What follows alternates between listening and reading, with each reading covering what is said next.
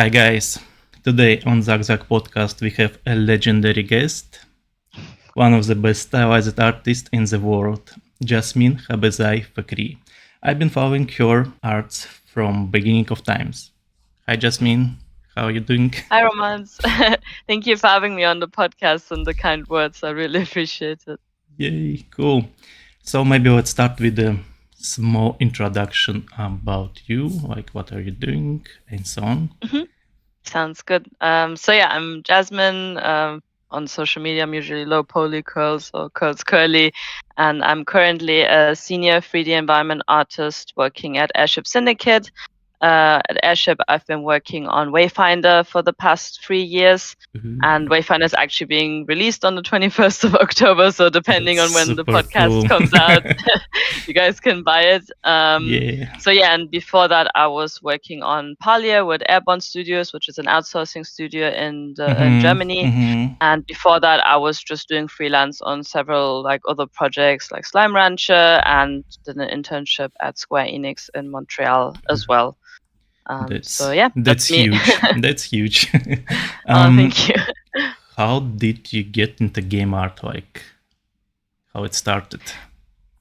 So after high school, I wasn't really sure if I should study maybe something like history or languages, because that's something I really enjoy as well besides art. But I've always been very much into art and painting and drawing, but very traditional, so nothing digital.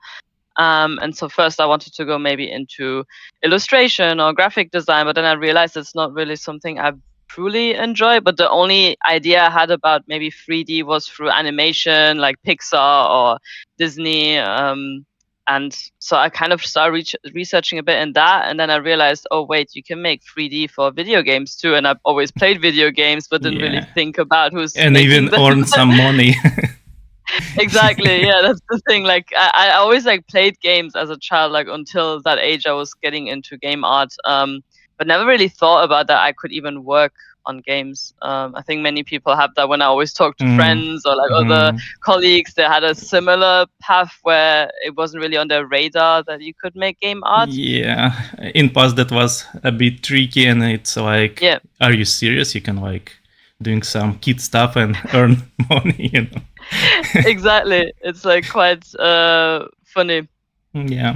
that it was like that. But yeah, then I realized that my local uni in Germany actually offers digital games as a course or as a degree.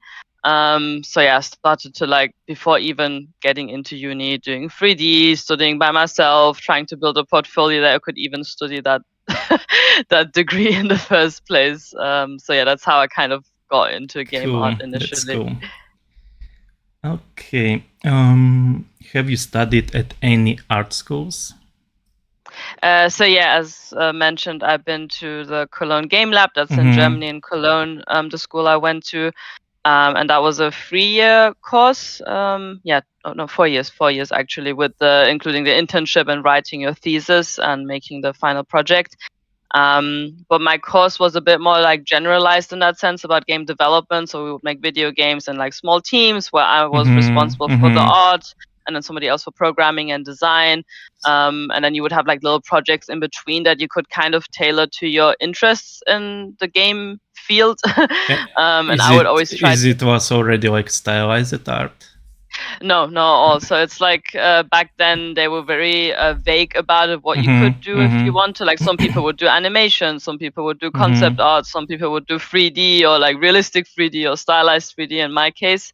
So in that way, it was kind of good that it wasn't super tailored in that sense, the course, because I could just spend all my free time outside of the course doing 3D by myself, self-studying through YouTube, free resources only, learning Blender, because my uni didn't really have a dedicated stylized course or art course in that sense. We would do art history and art basics or anatomy, but I realized for environment art, it's not gonna help me too much to be like in animation and anatomy stuff. When you're starting, it's nice to touch like different stuff to understand what you want to do for your future. I think it's a great thing, and also working in the team, it's like amazing experience for your future too. It really is, because it kind of gives you a small taste even what it will be like in a big studio where you have a team and you can't just make everything by yourself all the time. So that was nice. Yeah. Alrighty. What was your first paid 3D artist job? Or freelance, yeah. The first one that was paid, let me think. It was for Slime Rancher, actually, with Monomi Park. I was doing freelance work for them, and they found my work through Twitter, which was really nice because I was posting a lot. Oh, that's interesting. I actually had zero messages from Twitter probably for all my life. Yeah. Oh, I got like I would say like 90% of the jobs I got, or like the attention was through Twitter. That's interesting. Yeah, even my internship at Square Enix, the designer lead on the project back then messaged me on Twitter and was like, "Hey, would you like to do an internship with us?" Because I posted, "Oh, I need to find an internship for next summer." I started posting on Twitter from today. Yeah, Twitter nowadays, I wouldn't. It's not the same anymore. It used to be really nice a couple of years back. Unfortunately, it's changed quite a lot. But no, back then it was really good. So with Monomi Park, it was that they reached out, and then I did like this interactive game asset for them, which was a pond where all the slimes from that game that you harvest would live in, and it was really nice because I had a really great lead back then. Ian, he's a really great environment artist, and he was giving me feedback, and it was like the first time I was like in a team doing stuff for someone, even though it was a short time, but still I really enjoyed doing that while being at uni still. Yeah, it's amazing experience for the first time. Yeah. Okay. Maybe we can jump over your portfolio and talk a little bit about like your first works and then moving forward to Wayfinder and so on. Awesome. Yeah, I can start sharing my screen in that case. So yeah, my first works, I think the first work that is still visible on my portfolio is the food studies, which in reality wasn't the first stuff I did ever. I can probably go on Sketchfab for that because that's more the of secret an honest artworks. Exactly, yeah. There's a lot of stuff that's on the unpublished side, but the very first thing I ever shared on Sketchfab actually was this, which is not even textured or like proper the game funny ready. thing, I started with similar stuff without texturing. Really? Yeah, the whole poly, and it was it's been also environments like medieval not the fantasy but medieval buildings like European, Japanese, and so on. Yeah. Yeah, it's always like the most like exciting thing to make something that you know from real life, and then you're like, "Ooh, I could make this in 3D and a bit more stylized and imaginative." So I was really excited doing that as a young adult. And then my first hand painted project, because I was like, okay, I need to learn about UV maps and stuff, was this little island, which I put into my portfolio for my uni application back then as well. It was like 8 or 10 years ago, probably, yeah. This is 8 years ago now, 8 yes. years. Like it's really old. And then the first proper scene I made without a concept though at this point still was this wizard room, which I was really excited about because I did like one put this already looks super cool, and you made like all this storytelling, for flying pages. This one already looks very cool. I would not say it's like like some first work. Oh, thank you. I was really excited about it as like a beginner because I can paint some wood, and I was inspired by World of Warcraft, obviously, looking at the textures there and trying my best to somehow make it happen. And then this, which I think is a good comparison, was the first one with a concept actually. The concept was by Sephiroth. I don't know if he still actually makes illustrations. The illustration is still here. Yeah, it was this. And I saw it and I was like, "Ooh, I want to make this in 3D." So I started trying to make a tree and foliage. Obviously, it's really bad, but I was still like trying my best. If you even know like Unreal Engine, you probably went there with fluffy leaves for this one. Exactly, like doing that in Sketchfab is a bit more challenging with that one shader you get, which is like either opacity or like that's some unlit or lit version of it. So yeah, that was like my beginnings, and I was getting like a bit more I would say ambitious and adventurous with stuff where I would either like take a big concept and create that in 3D and hand paint the whole thing without lighting or anything. And I think the one I'm still proud of in retrospect is this axe, because This it one is still holds epic up. one and very popular artwork.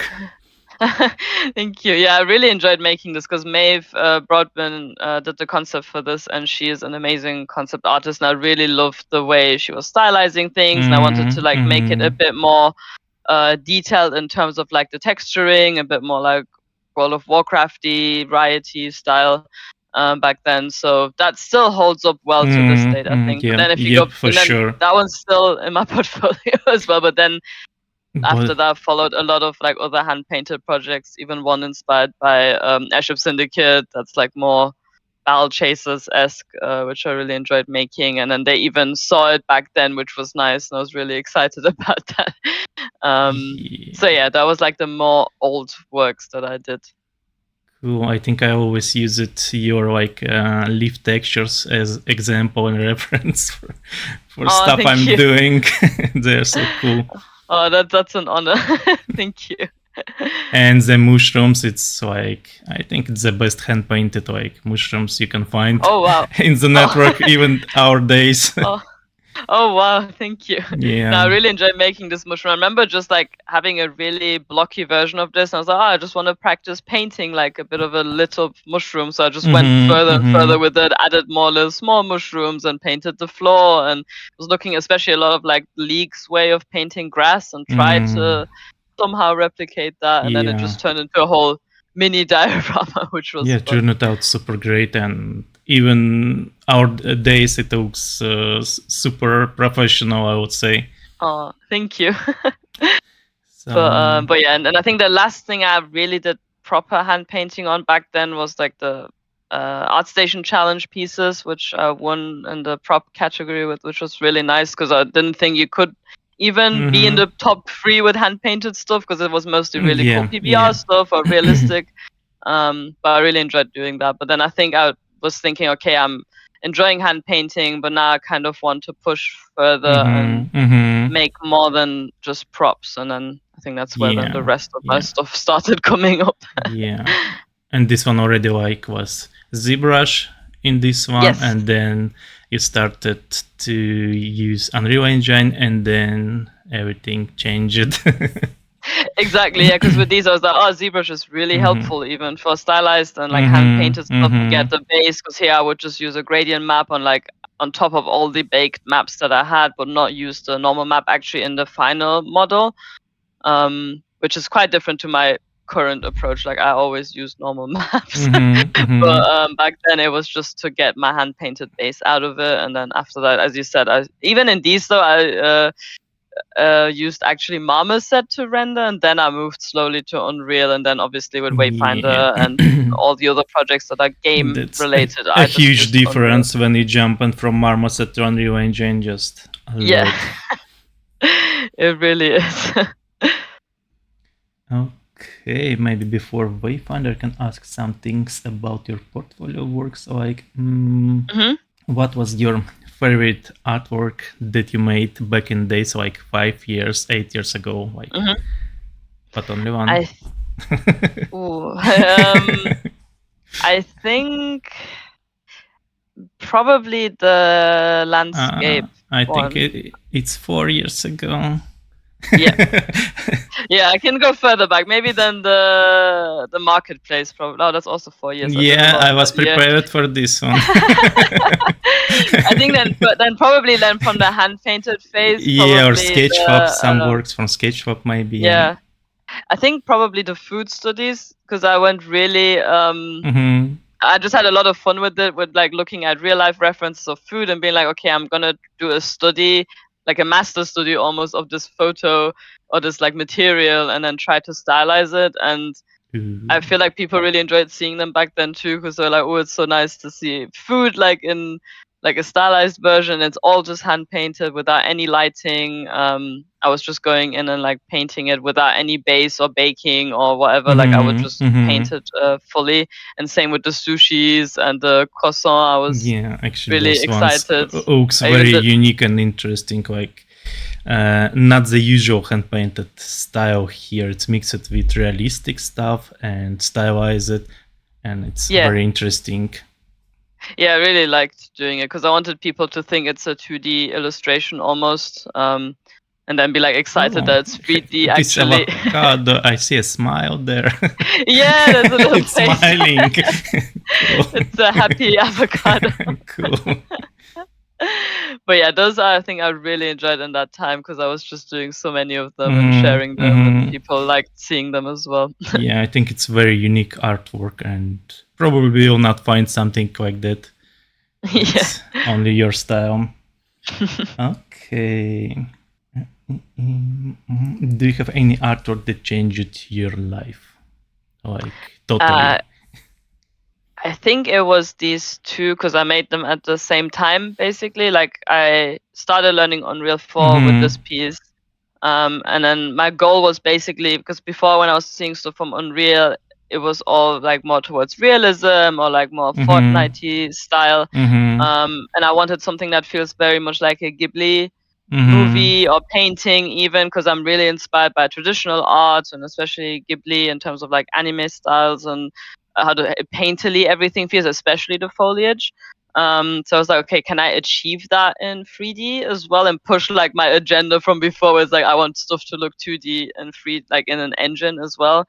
So I started developing this shader and using RVTs, which was like a new tech back then in Unreal. I think it's used till our days the same. Yeah, I've been like, it was interesting seeing afterwards a lot of like projects popping up where people were like, oh, nice, we will also try the RVT stuff and see how that can help, especially with blending or like being able to paint colors into your landscape. I did this project within a month, I would say. That's crazy. Like a month and a half. But I had a lot of time because it was during uni and it was during my uni summer vacation, basically. And it was COVID as well. So I was having the time to just be at home and work on this a lot, which was kind of nice. And then piggybacking on that, I was like, okay, I kind of want to now take a concept like I usually do and then turn that into 3D, but push it a bit further in terms of movement, in terms of colors, in terms of like the art direction that I want to kind of implement with this, and also try using trim sheets and like be more towards game production. Yeah, this one looks so good. 10,000 likes. I probably haven't seen any 3D artwork with so many likes. So yeah, it really changed my life, as you said. Like, it was the one where people were like noticing me and saying like, oh, nice, like it's cool to see that you can work with engine stuff and that you can create the style. Can you work on our game? And it was like in my last year of uni, so I had to decline a lot of offers actually based there was on this. There were a lot of offers coming your way after this one. Yeah, like this one was really the breakthrough, I think, for me. Like I was already like getting interest from the marketplace piece I did, but I think what was holding people more back on this was like, oh, but it's not in Unreal or it's not in an engine. Like it shows my use of trim sheets and tiling textures and modularity well. But I think it was nice to then show, okay, I can implement all this knowledge as well into an engine and still have like the same quality bar. Yeah, this artwork also changed not only your life, but it was huge impact to all world of 3D art, because after this one we started getting like so many fan arts, different people trying to do these fluffy trees on Unreal Engine. Then we have like 10,000 courses how to make Ghibli style in Unreal Engine and so on. It was really life-changing, world-changing stuff. Now it means a lot to hear that from an outside perspective, because back then I was just excited to make something that I really enjoy, and it was cool seeing people getting inspired by it and seeing that stylized art can be popular in that sense, because I remember starting with 3D, people were like, oh, you should do realistic because it's more a safe job opportunity and there's more jobs openings for it and so on. I always heard about it. Exactly. Like I was a bit scared back then, even especially using Blender. That was also another topic where people were like, oh, you shouldn't. Blender was cool. Like a little bit of red flag like 6 years, 5 years ago. People didn't want to use it, but nowadays it's used and for Blizzard and for Riots. Not sure about Airship Syndicate, but yeah, you are there, so it's also Blender there too. Yeah, I use Blender, which is great for all of the stuff I did at Airship. And my colleague who joined a year ago, Matteo Chila, he also uses Blender, which is awesome. And we're slowly like converting people to try it and be curious about it. So I think it definitely has a place in this industry. Already has, like you said. Yeah, for sure. And all you need to do, like, if you're project using like 3D Max, some special maybe shaders and settings there, like plugins, then you just work on Blender, then export to the software you need and save it and version there. That's all. Exactly. Like, it's not difficult to adjust your workflow or studio pipeline. I feel like maybe for animation, yes, I get it. Like, it's a bit more difficult to keep it cohesive. And I talk to my animator friends, and they're always like, "Yeah, we're not there yet to use Blender for that. Like, Maya is a bit more streamlined for that. But for modeling, especially for environment art, I think it's I saw Blender only on some indie project where they used animations and even texturing. I think probably only you use it Blender for texturing for the great artworks. No one else. I tried so many times to like paint in Blender, and it felt like I playing on Nightmare difficulty versus 3D Code or like Substance, you know. I feel that way with 3D code. Like Substance, I love. Like, I'm actually, for a lot of Wayfinder stuff, we just stay in Substance even, which is really nice. But with 3D code, I've been trying to learn it more because I see its potential, and I see that, like, yes, it's definitely more fleshed out than Blender currently for painting, even though there's some add-ons, and there's an add-on where somebody even added layers to the Blender painting setup and everything. But I think back in the day, especially when I was doing all this, I was just focused on being good at painting and like not caring about how destructive maybe my workflow even was. But in a production, you do have to think a bit more efficiently, even though I guess with 3D code still, like, when people use it, you do think very hand painting and very artistically about it, that you might not use layers that much, or you use layers just to differentiate maybe your painting progress, but not really that you want to reuse everything always, because I think some artistic thought process is always nice to retain, even if we want to be as little destructive as possible. So yeah, I could not believe you are not using 3D code for those works still today. Soon. I think in the next this year's objective is to use more 3D code. Well, yeah, but when you have Substance, then it's cool. But texturing on in Blender, that's something. For me, it's like almost impossible. But you did so well. I don't know. Oh, thank you. As I was just too invested. Yeah, Blender should mention that this somewhere. I'm the one user who loves it. Yeah. Let's go for the next questions. What's the most challenging part working on Wayfinder art? Ooh, that's a good question. I think what defines Wayfinder a lot, and you can see that when you just look at the way we make wood or sculpt wood or any type of material outside of. Yeah, once again, you guys changed the world with this sculpting for Stylized, and now everyone doing Stylized wood and everything only like this one, you know. There's now masks, a lasso tool, and everyone goes that way. Exactly, like for both wood and for metal, like that's the way to go, honestly. Like all this, for example, was made just by lassoing stuff and using the move tool, and just using a bit of like some orbs, cracks the like orb stuff guy. like that. He also like changed the game for sculpting. I think it was 2016 or something when the Heroes of the Storm been published and his brush packs, and every ZBrush user had them for Stylized art.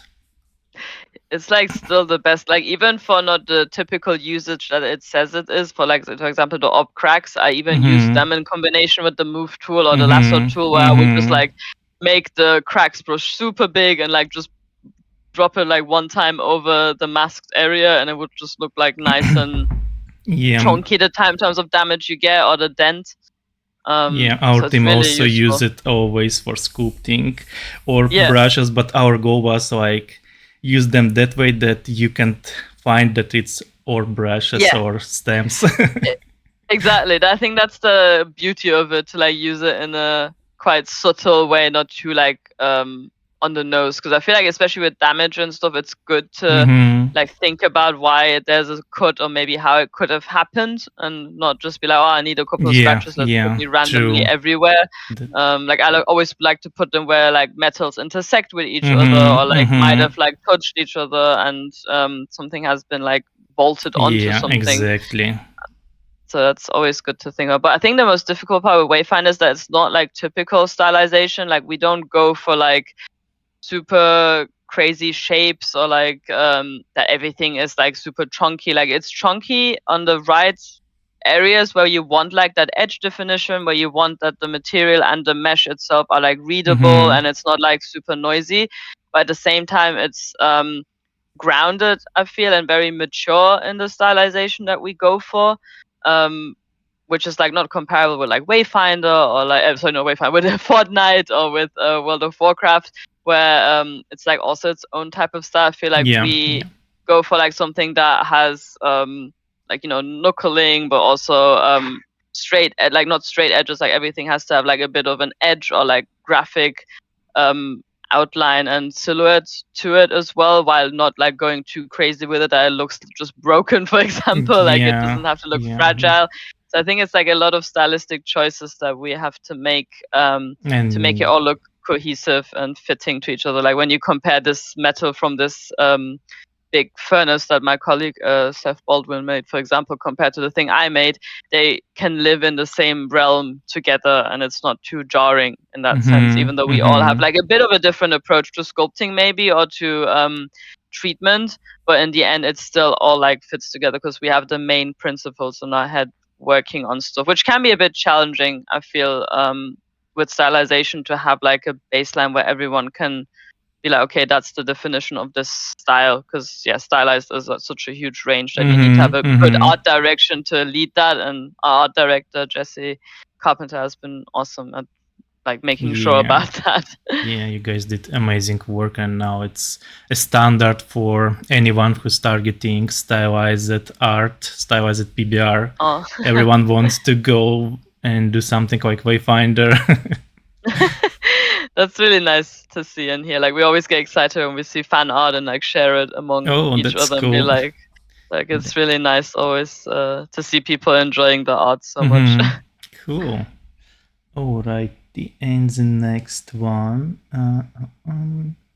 your favorite artwork that you made for Wayfinder?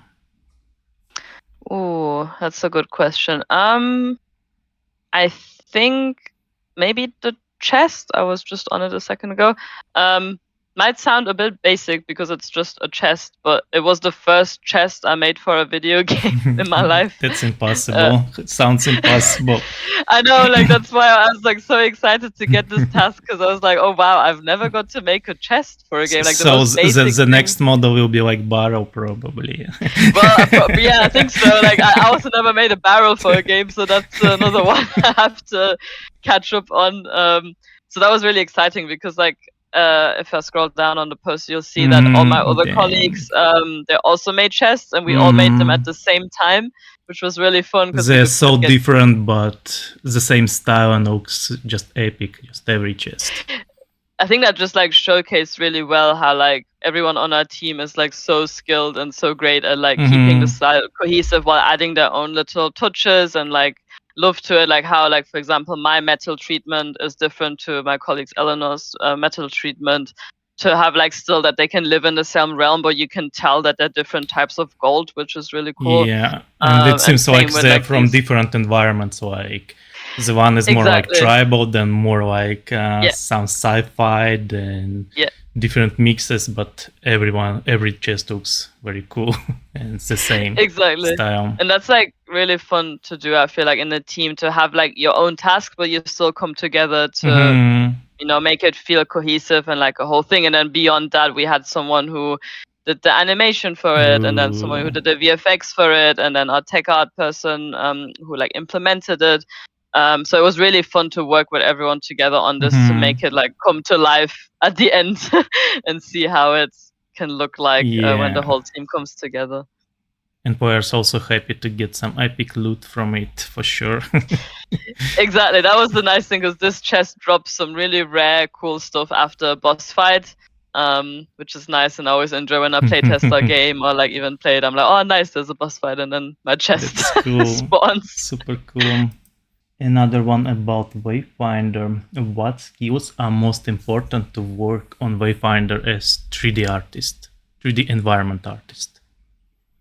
I think the most important thing is to be confident in the stylistic choices you make, and have like a really good understanding of shapes and colors, and also hand painting even, I would say, because I think it really helps being able to like go in, and I did that, like you can see on these like housing items, where it is PBR and it is like, you know, we have metallic roughness and a normal map, but we still like treat the diffuse like really highly in that regard, and like want to go in and like actually paint in a lot of color variation, and like you see that the curvature is never cohesively just like going in one line. It's actually painted out, and you think about it a bit more intentionally where you want that damage and you want that like chipping of the wood. True.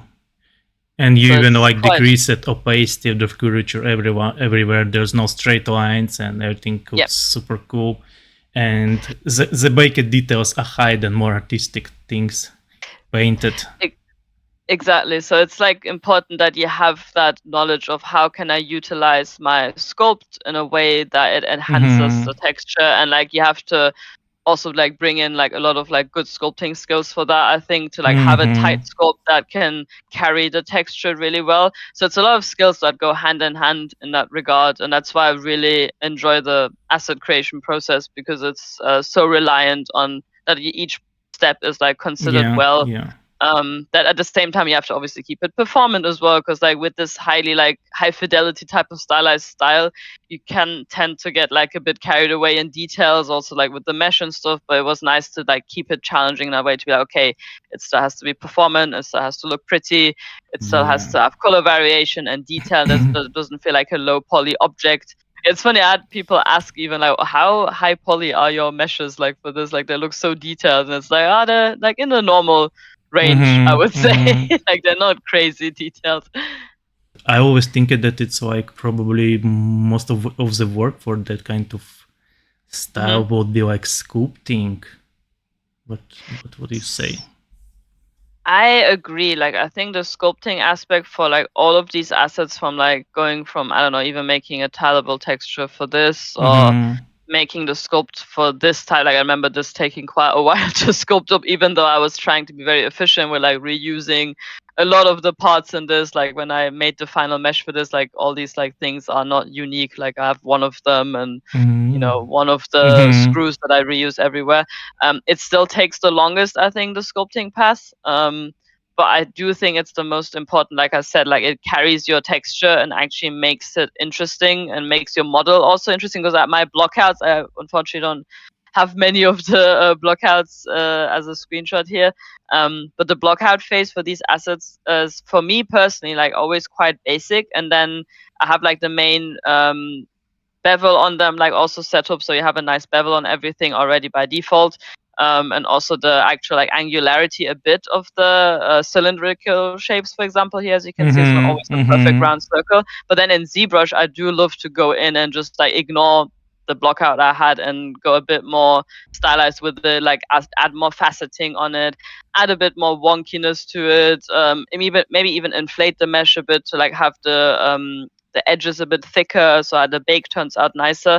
So I do think the sculpting aspect takes the longest to then have a good base for your texture, and then paint on top of that and go back. I do go back and forth a bit as well when I'm texturing something and I'm like, oh, I do want this detail to pop out a bit more. I do go into my sculpt and like do small changes and rebake without having to obviously retopo again or change my low poly, but just surface details you can always tweak a bit nicely in the sculpt and then come back and bake them.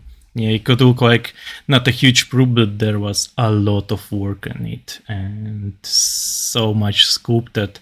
And also you made it that way that it's not looking like super noisy, when people just adding details on the detail. There's no red space at all, and it could look very noisy, but in this case, this is just perfect. Thank you. Yeah, it takes a while to get used to that, to have that right level of detail. Because I look back on some stuff and I'm like, I could have even turned it down a bit on some areas maybe, but it still was like a good learning experience to be like, okay, where do I need this detail? Where do I don't? Like, where do I really need to make every single screw like modeled out? No, not really. Like, it can be just a flat thing, but maybe sometimes there's one that sticks out of it. Like you can see here in the big tank where like one of the screws on the left is out, but on all the other ones I did actually bake them flatly, just to have like a good balance. So you learn that with time, I think, where to put your importance on it. Yeah, and that's why we need those artistic skills to make these things. Exactly, but you can learn them really well, because I feel like, as a junior or like as a learning artist, I tended to like go really detailed on stuff, or like be like, I need to spend ages on this. But I think the more experience you get, the more you realize, okay, just work smart, not hard. Like you can get the same outcome with like less of like time consuming, tedious work in that sense. Okay, and the next question, actually, it's about Handpainted, and we already, I think, talked about it, but maybe we can take another round on it. Did your Handpainted skills like help it anyhow with Stylized PBR, like how it was? Yes, definitely. Like painting helped a lot in that regard, I feel, because I just loved being in the part where I could then paint my diffuse and be in design painter and just go on the unlit mode, like on the base color mode, and just like focus on that a lot. Because I feel like that really carries the texture, and it even in some cases made it easier to then divert a really good roughness map and metallic map from that is based on the diffuse. So I realized, okay, the knowledge I had from like even painting a sushi or the metal on this axe really helped me to define what kind of edge highlights I want. Like when I back then painted this and I put like edge highlights on like the sharpest areas or where the light really hits the metal. I did the same for something like this owl, where like on the nose area, like you do want like a little highlight that pops the most, or you want it like on the sharp edges of the wings and stuff like that. That really makes the metal look metallic with the PBR treatment. And that's what I really love about our style, because like even with like gritty things like this, you can still tell that we spend time in painting and the rust and going a bit beyond even the sculpt that you initially have for these, which is really useful if you have that artistic outlook on stuff as well. Yeah. So every skill in arts, like knowledge of colors, compositions, all of this stuff can push you to be a better artist, probably at any style. So it's like art skills. Definitely. Like I have some friends who do realistic art, and they study a lot of traditional art, like especially old painters, and for example Rembrandt for lighting specifically, because he's really good at like painting in the lighting for stuff, or even for me with like looking at Van Gogh or Monet, how they use colors and composition, like you said, or like stylizing the stuff in their world. It really helps using that knowledge for any type of art. So. I had a couple of friends who've been like professional 2D artists, and then they tried to make a 3D, and their first works already been like professional ones. So they're like using a cheat codes, It's so true. Whenever I see a 2D artist do 3D, they're like instantly so much better. Like the shapes, like just making cool like assets that feel a lot more like they made artistic choices for it, which is great. So they can say it's their first work, but they already like artists for many years, so that's why. Exactly. So it's not it's like their first 3D maybe, but not first like art in that sense. Another one, can 3D artist work with a raw concept, like when it's enough of the concept? So I think you can work with any type of concept, even if it's like super rough, like I can show maybe the range of concepts I worked with in the past. For example, on Wayfinder for this chest, the concept I had was this one. That was the only concept that we got, which was like from that one like 3/4 angle, rough color blockouts and the shape. And then I had to go in and be like, okay, how does the chest make sense from like the back and the front and the sides, and how it opens and the colors even, because the kind of you even bronze create a new palette on the metals, I see. Yeah. Like some. Yeah. Like I had to really change it up to make it work for what we wanted. And I feel like there's like a overarching, like first you go from like maybe how the shapes work in 3D, and then when you have the shapes established, you're like, okay, how does the mechanic of it work in 3D? And then when you're even in the texturing phase, you're like, okay, what details are like quite important in this concept, which was like, it's nice that Baldi, Conjun in this case, really like defined, okay, there's like some reflectiveness going on, even though it's like a quite dark metal in the concept. And I tried to replicate that in my version too, even like when it's just hints of like a shape, like the back, for example, that's like a spine of a dragon. I like exaggerated those aspects even more in 3D to like have it more present. So I think you can work with this type of concept really well and expand on it. I think it's the most popular type of concept you get in working on huge projects, and because it's almost impossible to do super detailed concepts for everything, for everyone in the team, and exactly, like it's not the reality that you have that time in production, because then in comparison, like when I made this, the original concept by Arturo Serrano was more like an illustration. Like I would call this more illustration than concept art, because concept art would have more call outs, I feel, or be like more like, if you look at this progress, I think concept art would sometimes even stop at like this phase, kind of, or even less detail than this. Maybe like some color blocks like this, and that's it. Like this is already like amazing to have. Yeah, this is so detailed painted. It looks like from some super AAA anime scene. Exactly, and that happens rarely to have that, because even for this project was also a concept, but that one was a bit more close maybe to production concept, in the sense that there was call outs like this, but they're also extremely detailed, which you would not get. Like I think like the concepts I'm used to in production are more on this level, which is amazing. Maybe with like some color blockouts as well on top of this, but not to this like level of detail.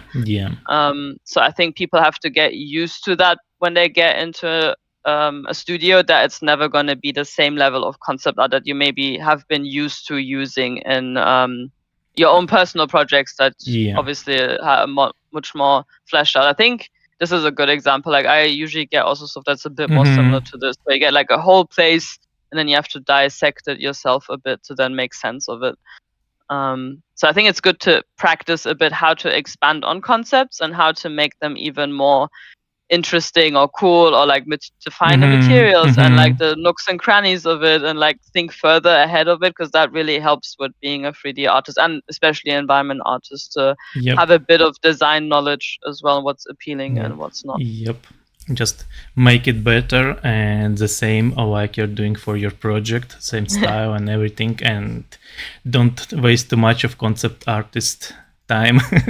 Exactly. I think like, sorry, go ahead.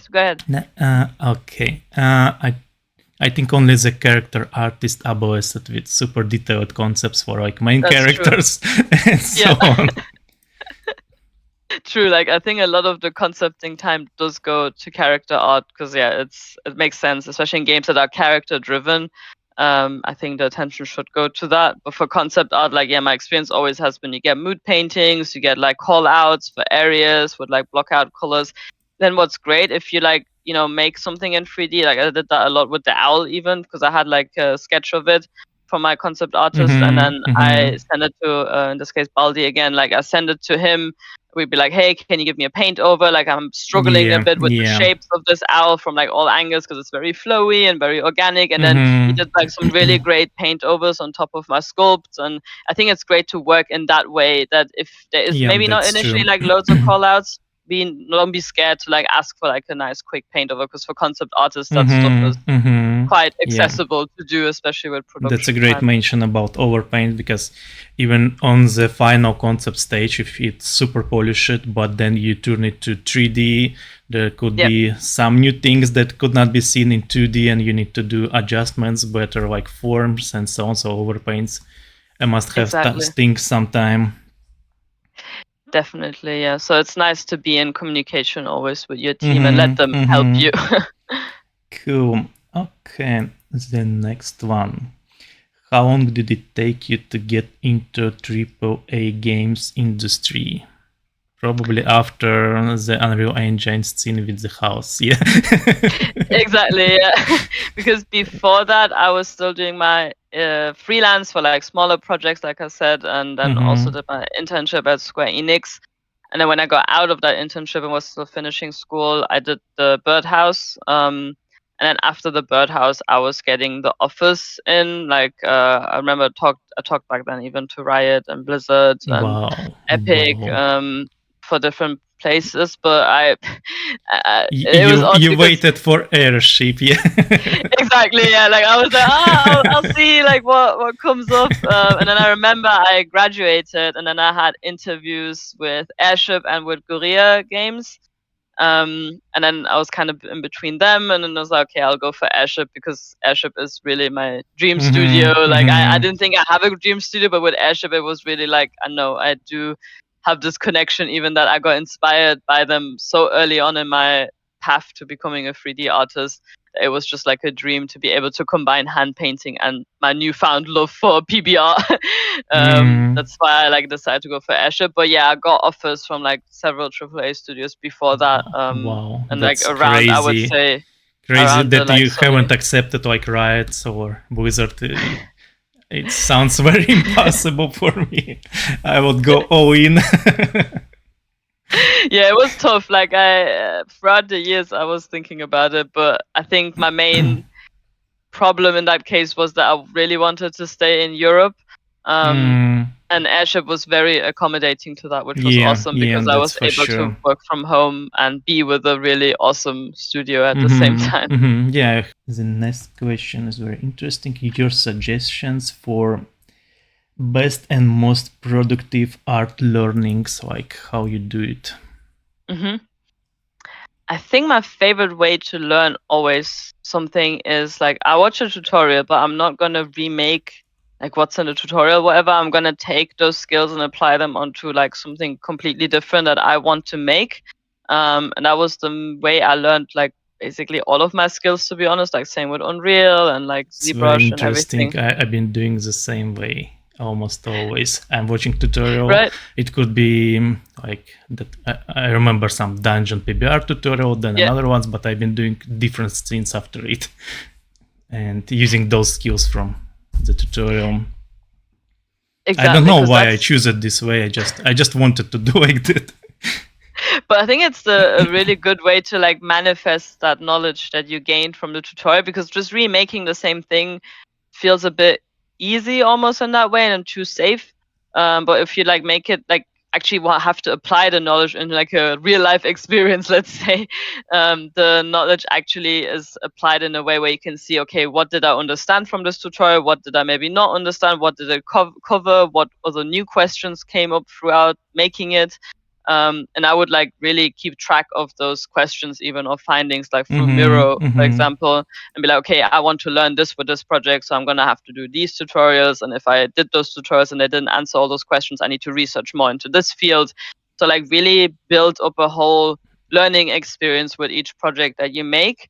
I think really warrants the best results in terms of your learnings from it the end of the day as well, because you just can apply it to an example and see if that knowledge even works or not.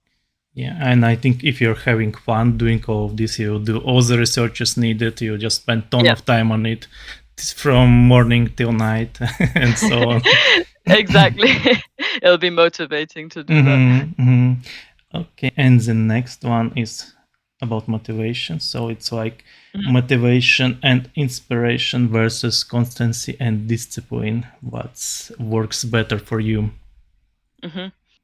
That's a good question, because it's something I think it's where every artist sometimes struggles with, especially if you're not inspired by something or you feel a bit burned out even. I think it's important to kind of find the one thing that really brings you joy in the process and try to do more of that if you can, to get that motivation rolling, or even have like short-term goals or rewards in that sense. Like, for example, when I was doing bigger projects, let's say on the Hippo temple when I was a student, it was really overwhelming to me to having to do so much in this scene, and how many aspects there are, from like tiling textures to trims to hero props, POIs, and everything. That I was just like, okay, no, I want to focus on making one thing really cool and then move on to the next big hurdle. And for me, that one cool thing sometimes was making this little prop, for example, or making a little candle shader, or working on the fish in the water, or something that would just give me a bit of gratification in that sense. I was like, okay, nice, I That's made it. It's slowly getting together. And then same for these, I was like, okay, I want to try maybe making one trim set of things and see how that looks, and then iterate on that instead of like starting on everything at the same time.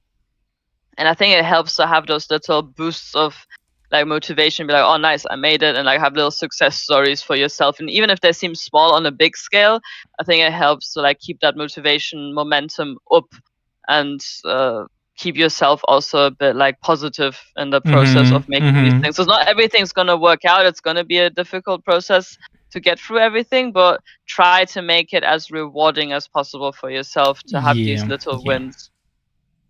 Rewarding stuff, giving some energy, and also if you maybe share some progress with your friends or some community, you get some support. I think it also helps out. Definitely. I think what you have with your Discord, for example, is awesome, because people can like share everything. They can get help, especially if you're stuck. I found out most of the time, like, it's so much faster to just seek help and be like, hey guys, anyone has an idea how to solve this? And then it's a lot easier than like pondering on it or trying trillion things for like ages and ages. Sometimes the answer could be so close, but you're struggling to get there without like additional view. Which is normal. If you run a project heads down for a long time, you get a tunnel vision, and it's good to break out of that sometimes and help and seek community in a sense, or post somewhere on forums. Like I used to post on Polycount or like on Twitter a lot. I use Polycount a lot in past too. Yeah, it's sad it's a bit quieter nowadays, but it is a great forum still for help and resources and feedback, for sure. I think. Okay, and the next one, how do you get inspired? I get inspired by a lot of things. I think for me, it's a big range outside of games. Like most things that inspire me are not game related, I would say.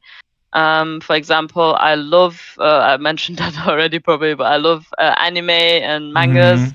And it's been a big part of my childhood and like teenage years especially. So like Ghibli films, I have like almost every Ghibli art book.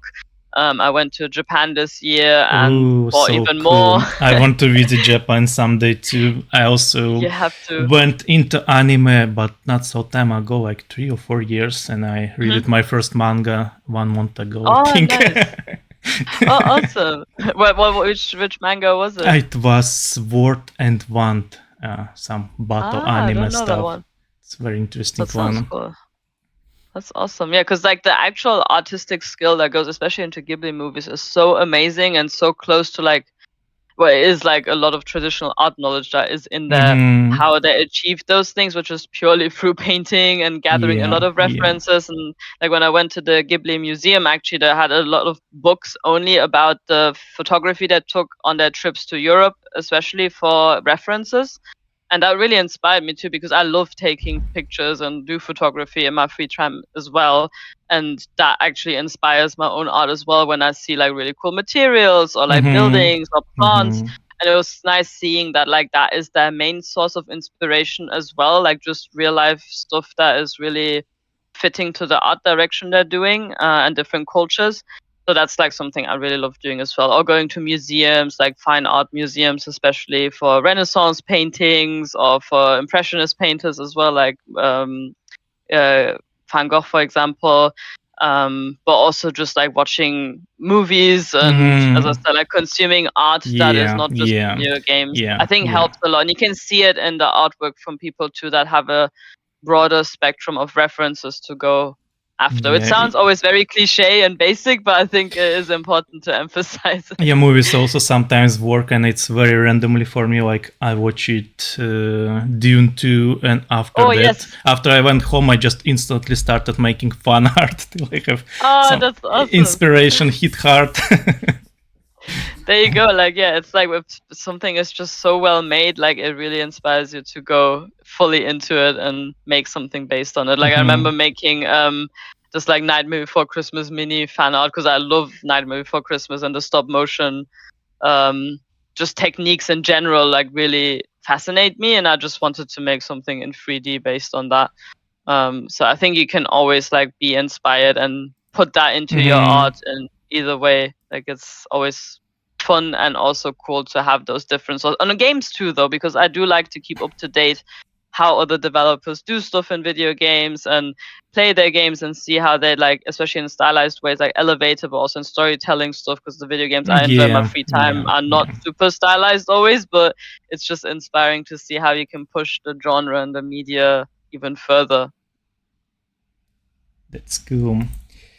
Okay, then we'll have some very fun questions, not the usual ones. Like imagine that you just started 3D art and literally have 0 skills, but you can choose one of your current art skills and take it with you, like to your start. What it if I just like start like you have 0 knowledge, you start doing 3D art, but you can take one of your skills. One with me. Like it could be sculpting, maybe modeling, whatever. I think I would take sculpting or Unreal, like one of the two. I think maybe sculpting, because I remember how the learning curve for sculpting was really steep. Especially for ZBrush. Like now ZBrush feels like second nature. UI when you open it for first time, it's really scary, like even compared to Unreal, where there's like so many options, like it still feels really unintuitive. I remember those times when learning ZBrush for first months, I was often doing just out of 4 and just close it and then start for a new close it, a little bit of rage quits. Same. I was I'm never gonna learn this, like how am I gonna even get past this frustrating part of it? So I think I would like to avoid that maybe. And sculpting is useful, like you can make a lot of your assets already that way, and it has a bit of like 3D knowledge in it as well, so I think it's a good mix of artistic and technical in a way. And I don't want to relearn ZBrush anymore in my life. Unreal Engine probably is a bit easier, but also not that easy. Those two ones are, I think, the hardest one. ZBrush, Unreal, because Substance and Blender, they have very friendly UI and learning curve also, like not that crazy. Exactly. Cool. Like it's more familiar. Okay, then do you play video games? Like what your favorite 3? I think my favorite 3 games. I think one would be, like in no particular order. One would be Animal Crossing. It's just because it's very nostalgic to me, and I think it was the first game, even as a child, where I was looking at it and I was really excited about it, what it looks like. And maybe the only time ever where I questioned maybe how it's made, but didn't really further go into that anymore, because everything was just so cute and like very colorful and very friendly. I don't play it as much anymore, but I do really appreciate how it has like excited me even as a child, how visually cool it was to me at the time. I remember this game. I suffered a little bit playing it because it was part of my job. We just had to play it. You can't say no. So when I've been working on it was a mobile game studio. We've been making games for Disney, and we inspired by Animal Crossing, and all the team members should know what is Animal Crossing and how it works, and you need to play it a couple hours a week, I think, for probably half of year or something. Damn, that sounds like I think a lot of my friends would love that job. Yeah. Being paid to play Animal Crossing. Yeah. No, it's but I get that maybe if it's in a work setting, then it's not as enjoyable after a while anymore. I think if you enjoyed it, would be a real joy doing something like that. True. Another game I really like is the Yakuza series, like all the Yakuza games.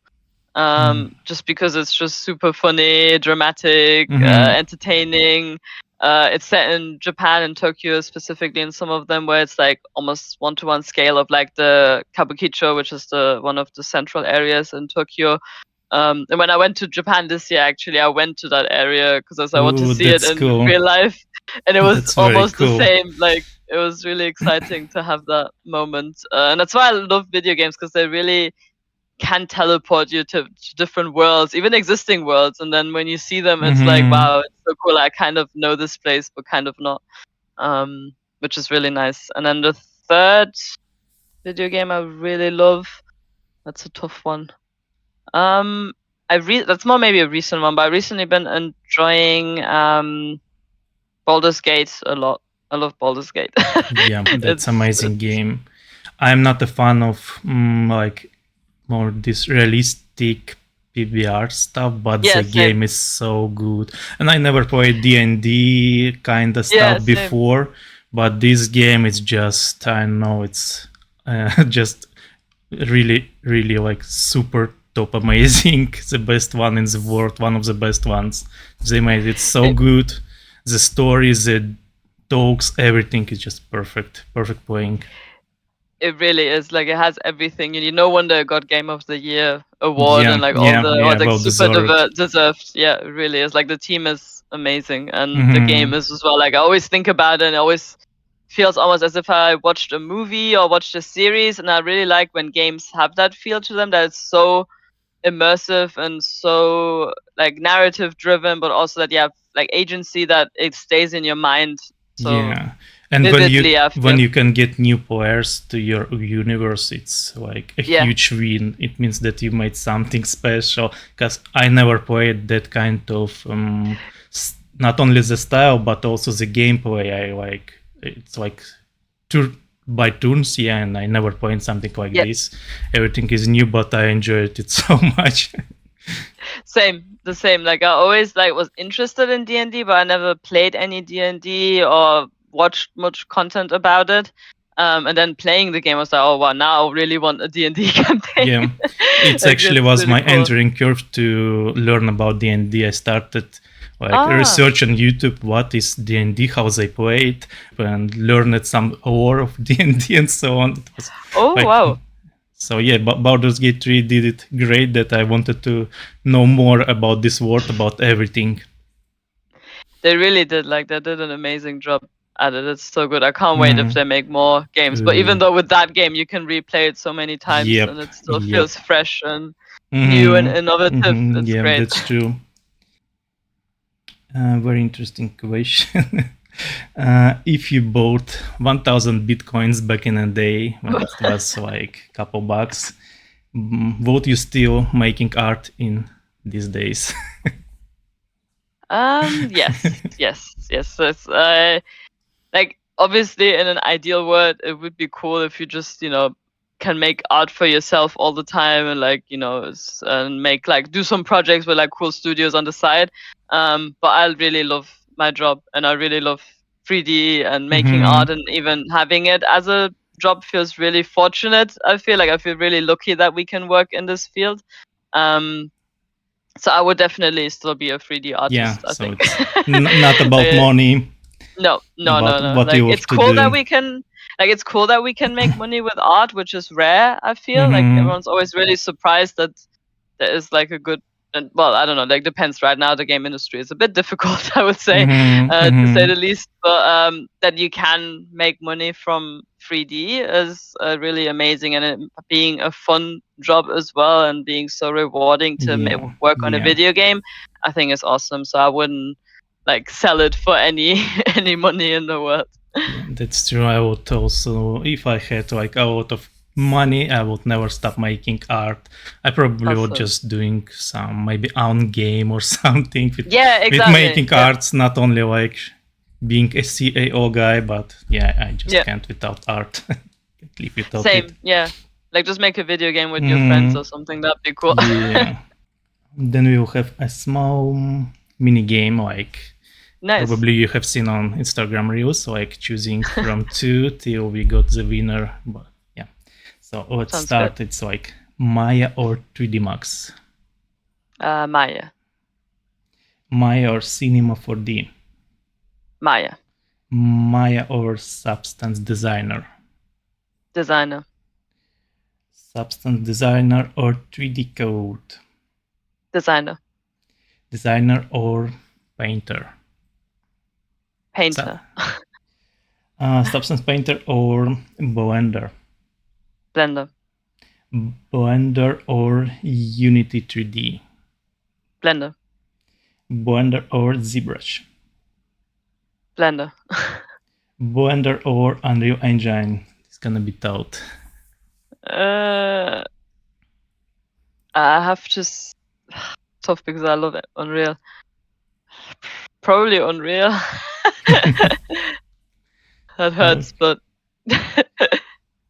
cool. Yeah, then Unreal 1. Nice. But Blender is Blender is OG. in our hearts. Exactly. We won't forget about Blender. Yeah, using it really for a long time. And then the last one, it's like your advice for those who just starting art. What you would advise?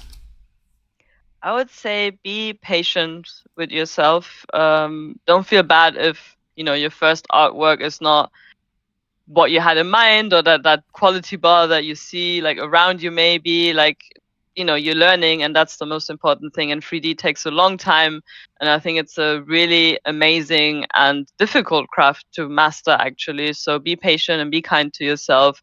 Be open to receiving feedback. Be open to seeking help. Be excited to join communities and bond with other people who are learning the same thing as you, because I think that will really push you to the next level as well, to like really harness the community around you and learn together and seek that help. But at the same time, be patient. You'll be okay. You'll get to the level you want to eventually. And yeah, it's just be happy that you're on the journey of learning 3D. It's a good one to be on. Cool. That were amazing suggestions by Jasmin. And yeah, thank you guys for watching. With us was Jasmin, super amazing artist. Yeah. Bye bye, guys. Bye bye. Thank you for having me.